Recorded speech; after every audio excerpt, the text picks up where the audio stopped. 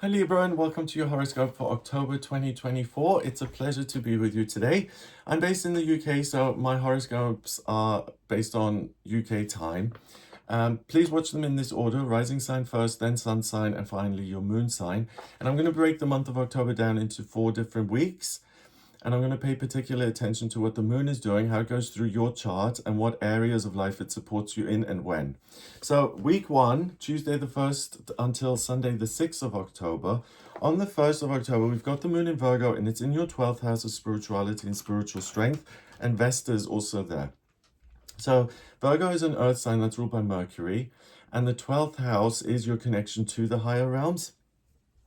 So Libra, really pay attention to the messages you get via your intuition or in dreams or mental images you see. They're likely to give you something that can heal your life in a particular way and make improvements in your life. On the 2nd and 3rd of October, the moon goes into Libra, and on the 2nd of October, we have the new moon in Libra, so in your sign. It's not just a new moon though, it's a solar eclipse. So I've made a separate video on that. I go into a lot of detail. Please have a look at that if you're interested.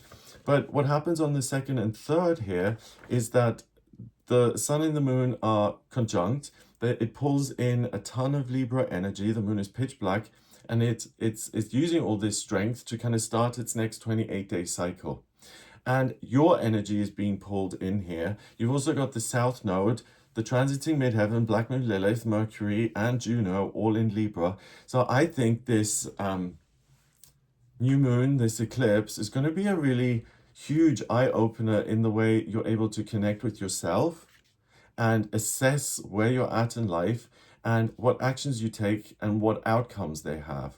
I also think for you, it's an opportunity to really heal something as far as your relationships are concerned, and it will give you a new area of focus or a new goal to move towards. So please have a look at that video, because it's obviously it's in your sign. It's going to impact you very, very strongly. On the 4th, 5th, and 6th of September, we've got the moon then going into Scorpio, next to Venus in Scorpio in your 2nd house of money. So at that time of the month, you may have something going on that really gets you in your feelings as far as your finances are concerned. And the way to deal with it is to pay full attention and to take the bull by the horns and to see what you can do, how you can get creative with it in your own thinking to make improvements in that area. So on the 4th, 5th, and 6th, you're supported in organizing your finances, but also if there's anything that needs changing or pressure that needs easing off or something that causes you an issue, you'll have the insight to see a better way to take some of that pressure off. So in the first week, the moon covers 3 houses. It's in your 12th house of spirituality, 1st house of self, and 2nd house of money. So your understanding about yourself and the way you operate, plus your connection to the higher realms, all of that is going to culminate in you being able to make changes that improve your finances moving forward.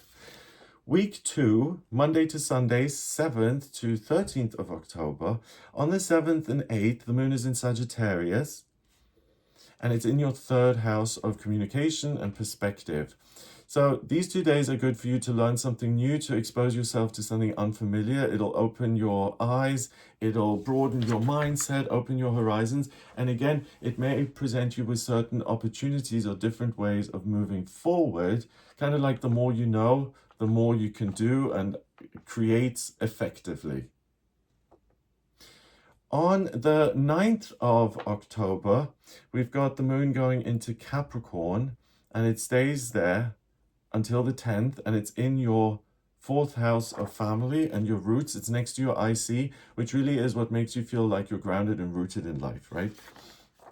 So there's going to be a lot of focus on working or having to do quite a lot of work in the family or what other people expect of you. And also you may become aware of certain frustrations in your career, and you may during these 2 days, 9th and 10th, feel a little put upon and like everyone wants you to do something for them, but when it comes to you asking for help, you don't get anything. So pay attention to those, or I'm exaggerating. You may get something in return, but it's much less than what you're giving. So around these 2 days, the 9th and 10th, pay attention who really is in your ear a lot and who constantly wants, and make a decision on whether that's warranted, right? On the 9th of October as well, we have Jupiter, the lucky planet, that retrogrades until the 4th of February, 2025.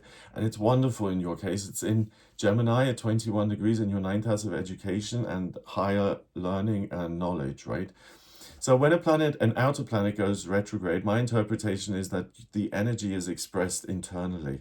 So good luck as far as your ideas are concerned are going to be great here in October, but also until February next year while Jupiter is in retrograde. And in your case, it will particularly give you like academic teaching ideas or ideas that you can implement to improve your working life. And the other thing I said about family and work, if you're giving all your energy to certain people in your life who just take, you may have less to give in work, because there are only 24 hours in the day. And that's what I mean, you can really balance out here. On the 2nd of October as well, we have the moon in its second quarter, so it's waxing towards becoming this full moon. And for you, it does give you energy, but it might heighten this sense of, wow, some people just kind of take advantage of me, and I don't like that so much. So if you notice that, really be decisive then and say, listen, I've got other things to do. I need to work. I need to do all this. Maybe put a boundary in place and lighten the load that you carry. On the 11th and 12th of October, we've got the moon then going into Aquarius, and that is really great for you in terms of love and romance. So it's almost like I've, cleaned house in terms of where I'm just like being grabbed at and taken. And now I'm focused on new possibilities as far as what I love to do in work is concerned, but also the people in my life. Maybe if I'm single, I want to fall in love. And ultimately, it's the optimism and the belief that things could be amazing there, even if they aren't right now. On the 11th of October, Pluto goes direct. So Pluto is another outer planet. And this is an important one. I made a separate video on that in January. Pluto went into Aquarius in January, and it's going to stay there for the next 20 years, right? But this is the only time, September, October, until the 19th of November, that it retrogrades back into Capricorn. And Pluto in Capricorn isn't such a good fit because it's about unraveling structures, right? Pluto in Aquarius is much more about the rebirth of ideas. So Pluto in Capricorn is in your fourth, and it's a good idea to unravel those kind of relationships where you're just someone's like lackey, or they think they're lackey. On the 13th, we've got the moon going into Pisces. That's in your 6th house of everyday routine and work. It's next to Saturn and Neptune. And that's a really good day for you to take off into self-care and to just enjoy everything you've built and possibly even the space you've made in your life. On the 13th of October, Mercury ingresses into Scorpio, and it goes into your 2nd house of money, and it joins Venus in Scorpio in your 2nd house of money. So Scorpio is a detective. Scorpio really is able to dive to the depths and to pluck out things that no one's ever heard of or seen before.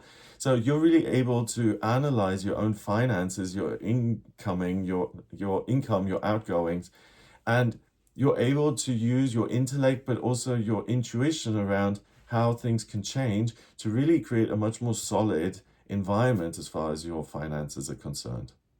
Taurus and Scorpio are on the same axis. They like control. Scorpio is emotional control. Taurus is physical control. So in this case, it's not how do I make more money, but how do I make the most of what I've already got and reduce kind of waste when it comes to finances.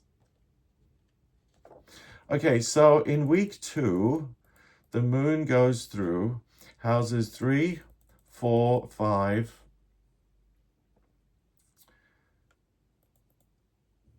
3, 4, and 5.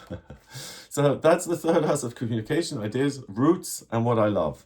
So what is my thinking around the people I have in my life? Why am I keeping things that really make me feel trapped and unhappy? And now I feel this natural blossoming in the shift into possibilities and things that could be. So I think if you've just been kind of, taken advantage of somewhat, I think week 2 is really a moment where it clicks and you're like, actually, I'm not so interested in continuing this dynamic. I think there are better things in store for me, and I'm going to be quite strict and not tolerate these things that don't work. Week 3, Monday to Sunday, 14th to 20th of October. This week starts with the moon still being in Pisces on the 14th and 15th.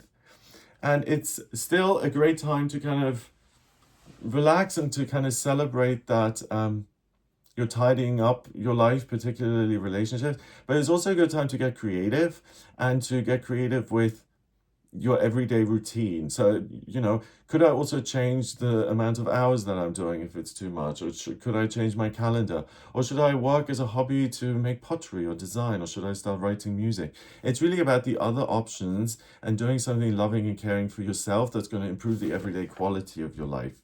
So use those 3 days to really just focus on yourself and see what would work best for me. On the 16th and 17th of October, the moon goes into Aries, and that's in your 7th house. And this is now the moment where you jump into action, and it's like, hey, actually, I want to bring all these great relationships into my life.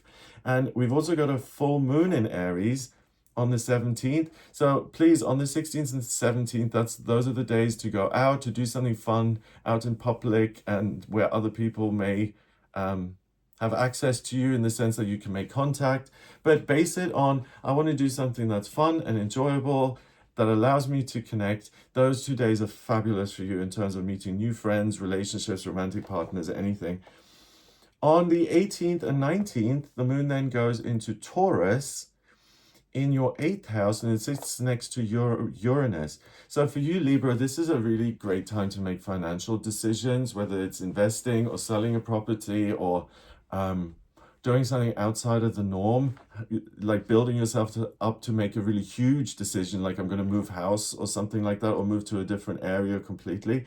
It's really, when it comes to the formal structures of your life, taxes and how many taxes you pay and where you live and could you live somewhere else, you can really make super concrete, good decisions on that, and it's not going to cause anxiety. So really look at that specifically on the 18th and 19th. Then the 20th, the moon goes into Gemini in your 9th house, and it joins Jupiter.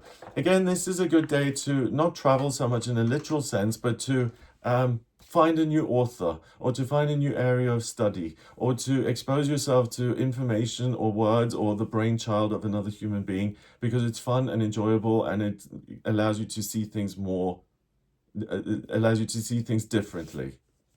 Because with Jupiter being nearby, it's really that this new thing that you discover is likely to have a positive influence on you moving forward. So, like for instance, an author who reads something that they find in a used bookstore, and then they're really influenced by that book, and parts of it show up in their own work 20 years later, something like that.